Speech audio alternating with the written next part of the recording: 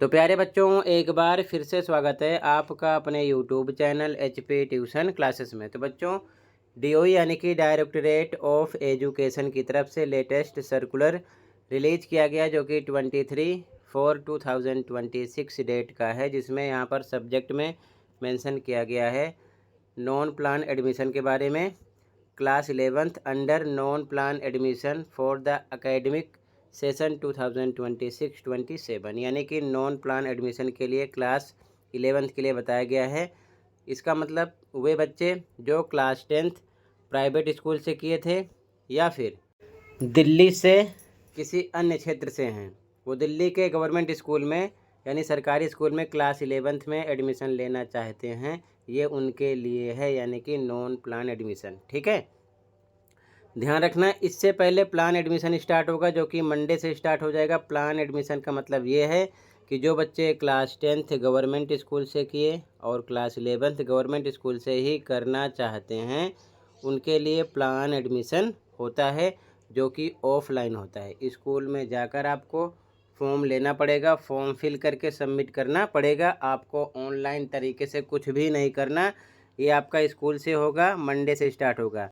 लेकिन ये जो नॉन प्लान एडमिशन है बच्चों, ये आपका ऑफलाइन नहीं होगा, ये होगा ऑनलाइन। ठीक है, तो ध्यान से देख लो कब से स्टार्ट होगा, कब तक होगा। यहाँ पर देखो, सबसे पहले आपका साइकिल 1 स्टार्ट होगा। यहाँ पर मेंशन किया गया है the schedule for admission for class 11th is as under. यहाँ पर साइकिल 1 सबसे पहले स्टार्ट होगा आपका 30/4/2026 12 नून ऑनवर्ड्स। इसका मतलब 12 बजे के बाद 30 अप्रैल को आप ऑनलाइन रजिस्ट्रेशन कर सकते हो, अपने फ़ोन से या फिर कहीं से करवा सकते हो। कब तक, यहाँ पर मेंशन है 25/2026 5 PM, यानी कि 20 मई तक 5 बजे इवनिंग में। ठीक है, उससे पहले आप अप्लाई कर सकते हो ऑनलाइन रजिस्ट्रेशन। ठीक है, इसके बाद में जो आपका स्कूल अलॉट होगा यानी रिजल्ट आएगा, वो आएगा 1/6/2026 डेट को आफ्टर 12 नून, दोपहर 2 बजे के बाद कभी भी आएगा। उसमें आप चेक करोगे कि आपको कौन सा स्कूल अलॉट किया गया है नियर बाई। उसके बाद में 2/6/2026 टू 15/6/2026, यानी कि 2 जून से लेकर 15 जून के बीच में या 15 जून तक आपको जो स्कूल अलॉट होगा उस स्कूल में जाकर सबमिशन वेरिफिकेशन के लिए डॉक्यूमेंट सबमिट करवाने पड़ेंगे। अब कौन कौन से डॉक्यूमेंट लेकर जाने पड़ेंगे, सारी डिटेल अभी मैं आपको बताऊंगा, पूरी बात को ध्यान से समझना। अब सबसे इम्पोर्टेंट, बाय द वे, मान लो साइकिल 1 में आपका नहीं हो पाया, किसी कारणवश फेल हो गया, अनसक्सेस रहा, तो टेंशन नहीं लेना है। साइकिल 2 के लिए आप फिर से अप्लाई कर सकते हो, फिर से एक चांस मिलेगा साइकिल 2 में। ठीक है, अब इसकी डेट यहाँ पर मेंशन है, ध्यान से देख लो। स्कूल अलॉटमेंट की डेट है, सबमिशन वेरिफिकेशन डॉक्यूमेंट के लिए डेट मेंशन की गई है। बाय द वे, मान लो साइकिल 2 में भी नहीं हुआ तो टेंशन नहीं लेना, साइकिल 3 में अप्लाई कर सकते हो।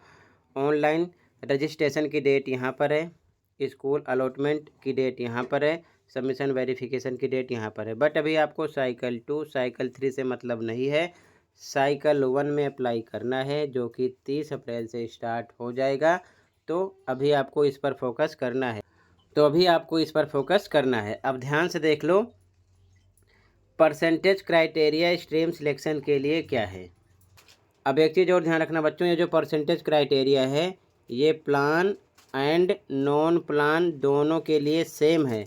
तो ध्यान से समझ लो, प्लान एडमिशन लेने वाले भी और नॉन प्लान एडमिशन लेने वाले बच्चे भी। ठीक है, ध्यान से देख लो, दोनों के लिए सेम है।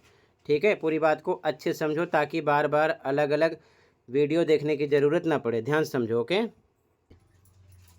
तो यहाँ पर मेंशन है, अगर आपको साइंस विद मैथ्स लेना है तो ओवरऑल मिलाकर 55% होना चाहिए मेन 5 सब्जेक्ट में, जिसमें से इंग्लिश में 50% होना चाहिए, स्टैंडर्ड मैथ हो या बेसिक मैथ हो 50% होना चाहिए, साइंस में 50% होना चाहिए साइंस विद मैथ्स के लिए।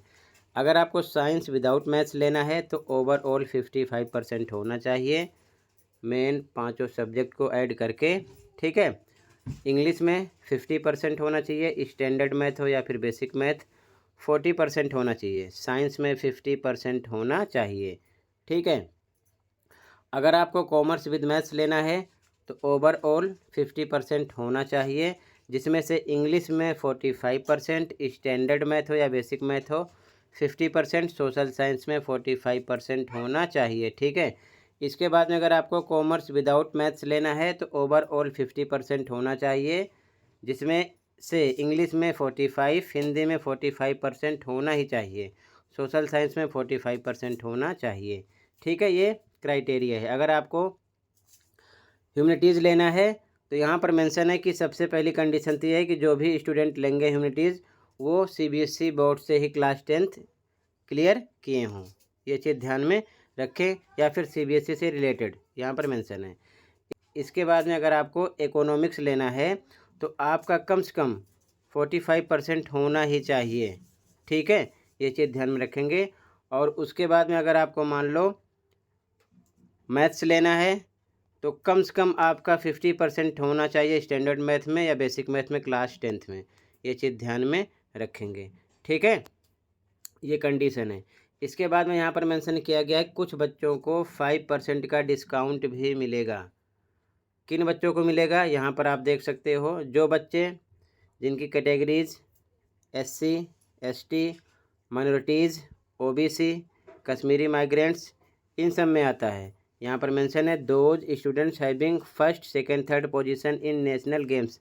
अगर वे बच्चे किसी भी नेशनल गेम में पहली दूसरी तीसरी पोजीशन गेट किए हैं तो उनको 5% का डिस्काउंट भी मिलेगा, ये चीज़ ध्यान में रखेंगे। एग्जाम्पल मान लो यहाँ पर आपका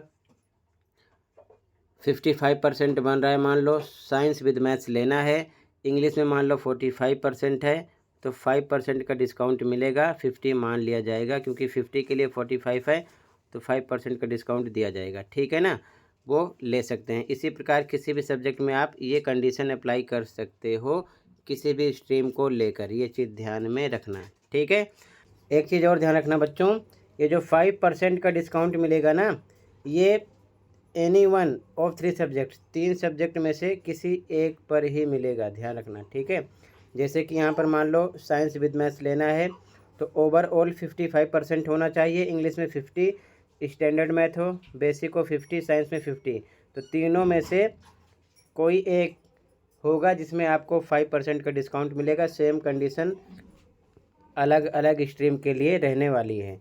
इसके बाद में यहाँ पर आगे मेंशन है कि जो बच्चे क्लास 10th NIOS से किए हैं वो पांचों सब्जेक्ट में 55% मिलाकर गेट किए हैं, यानी पांचों सब्जेक्ट को मिलाकर 55% लाए हैं तो वो भी क्लास 11th में एडमिशन ले सकते हैं, या फिर पांचों को मिलाकर 55% नहीं हो रहा है बट 50% हो रहा है तब भी वो एडमिशन ले सकते हैं, ये चीज़ ध्यान में रखना। और एक चीज़ ध्यान रखना, जिन बच्चों का 50% बन रहा है वो एलिजिबल हैं humanities with skill subjects stream के लिए, और जिनका 55% बन रहा है वो एलिजिबल हैं ह्यूमैनिटीज़ विदाउट स्किल सब्जेक्ट्स के लिए, ये चीज़ ध्यान में रखना, यहाँ पर मेंशन किया गया है। ठीक है, इसके बाद में आगे देखो ध्यान से, यहाँ पर एज क्राइटेरिया मेंशन है, ध्यान से पढ़ लेना। अब इसके बाद में जब आप ऑनलाइन अप्लाई करोगे ऑनलाइन रजिस्ट्रेशन के लिए तो यहाँ पर आपको ध्यान रखना है कि कुछ चीज़ें साथ के साथ वहाँ पर आपको सबमिट करनी पड़ेंगी। यहाँ पर the applicant will provide the following details while filling the application form online. जब ऑनलाइन फिल करोगे फॉर्म तो ये चीज़ें पता होनी चाहिए, ए जैसे personal detail like name, father's name, mother's name, residential address यहाँ पर मेंशन है। इसी प्रकार BCDEFG ये आप अच्छे से पढ़ लो, ये पता होना चाहिए। ठीक है, इसके बाद में स्कूल अलॉट हो जाएगा। फिर जब आप वेरिफिकेशन डॉक्यूमेंट के लिए वहाँ पर जाओगे तो क्या क्या चीज़ें आपको साथ में लेकर जानी पड़ेंगी, पहले से ही आप कलेक्ट कर लेना। यहाँ पर देख लो, following documents are to be submitted for verification at the time of admission by the parents और students to the head of the allotted school. उस अलॉटेड स्कूल में ये चीज़ें लेकर जाओगे। नंबर 1 ए में है proof of date of birth. ठीक है, जिसमें से यहाँ पर मेंशन है इनमें से कुछ भी होना चाहिए। अब यहाँ पर proof of date of birth के लिए भी अगर if applicant has passed class 10th from recognised school, अगर आपने किसी रिकॉग्नाइज्ड स्कूल से क्लास 10th पास किया है तो आपको साथ में एसएलसी ले जाना पड़ेगा। एसएलसी मतलब स्कूल लिविंग सर्टिफिकेट। या फिर if applicant has passed class 10th directly as private candidate from any recognised board, अगर आपने किसी बोर्ड से भी क्लास 10th किया है तो आपको certificate of passing class 10th का पासिंग सर्टिफिकेट ले जाना पड़ेगा। ये चीज़ ध्यान में रखना, ठीक है। आगे देखो, फिर B marksheet of the previous class passed, उसके बाद में C 1 passport size photographs of the child, ठीक है। उसके बाद में any one of the following documents of residence proof of Delhi, ठीक है। इसी प्रकार इनमें से यहाँ पर मेंशन है, कुछ भी होगा चलेगा, एनी वन कोई एक, ठीक है। राशन कार्ड, यहाँ पर डोमिसिल सर्टिफिकेट या फिर वोटर आईडी कार्ड, यहाँ पर सारी चीज़ें मेंशन है। इलेक्ट्रिक बिल, बैंक पासबुक, आधार नंबर, पासपोर्ट, ड्राइविंग लाइसेंस, इनमें से कोई एक, ठीक है। ये चीज़ ध्यान में रखना, यहाँ पर मेंशन है एनी वन, ठीक है। इसके बाद में certificate of caste in case of SC ST OBC, जाति प्रमाण पत्र, सर्टिफिकेट ऑफ डिसेबिलिटीज़ अगर ऐसा कुछ है तो, ठीक है। तो सारी चीज़ें ये पढ़ लो, पहले से आप इसे कलेक्ट कर लेना, ठीक है। तो यही इन्फॉर्मेशन आपको देनी थी। आई होप पूरी बात समझ में आ गई होगी। फिर भी कहीं पर कोई डाउट है कमेंट कर सकते हो। मिलते हैं अगली वीडियो में। Thank you for watching and take care, okay.